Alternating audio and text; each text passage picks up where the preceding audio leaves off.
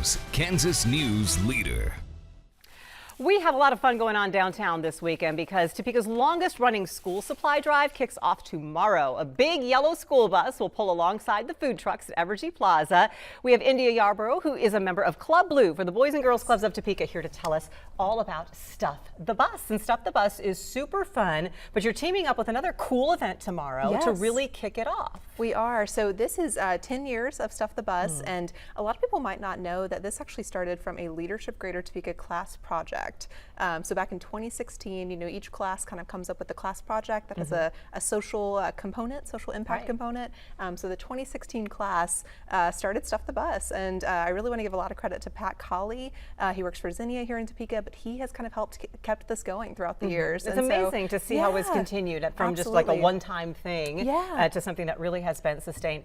How big of a difference has it made for Boys and Girls Clubs? Definitely. So in its 10 years, it's raised over $142,000 in donations and supplies for 14 club locations serving thousands of kids across Topeka. And so to mark year 10, we really wanted to kick it off in a big way, to celebrate that decade of difference. And so we are asking people to bring their school supplies downtown to the Food Truck Festival at Evergy Plaza to help us stuff this bus. So BGCT will be bringing the bus down to the plaza, parking it there at the corner, 7th and Kansas. And we are going to try to collect as many school supplies as we can to donate to just continue that donation drive. Because we had Dylan here at Evergy Plaza earlier this week, and it's not just going to be the food trucks, which are, of course, it's a nighttime food truck festival, but they're going to have a live band starting at 5:15. There's going to be a DJ playing starting at 7:30. Some free activities for folks as well. So the least you can do is help out Stuff the Bus. Yes. And you really are looking for the gamut here. When I think of school supplies, I'm like, okay, bring paper and notebooks and pencils. But what are some of the other things that you actually are collecting? Yeah, so we have everything from the paper, the markers, to some of the fun stuff too. Bubbles, some sidewalk chalk, Play-Doh, glue, and even some personal hygiene products, because all of these supplies go to Boys and Girls Club to support their before and after school programs. So there are kids who, yes, we want all the learning supplies, but they may need some personal hygiene supplies as well. And the games are fun too, because if you're trying to keep the kids busy doing something constructive after school, it's not all just homework. They might need the things to do their homework. There's that social emotional learning component too. Right. I mean, how big of a deal is it if kids don't have the supplies to do their homework? I mean, does the homework just not get done, or how does that work? Well, it may not get done, or they may not feel good about what they're submitting either, right? Because if you don't have the pencil or the right color pencil to color something in, whatever it may be, that's going to impact your self-esteem. That's going to impact how you show up in the classroom. And so I think this helps really bridge that gap. And I do want to point out something here too.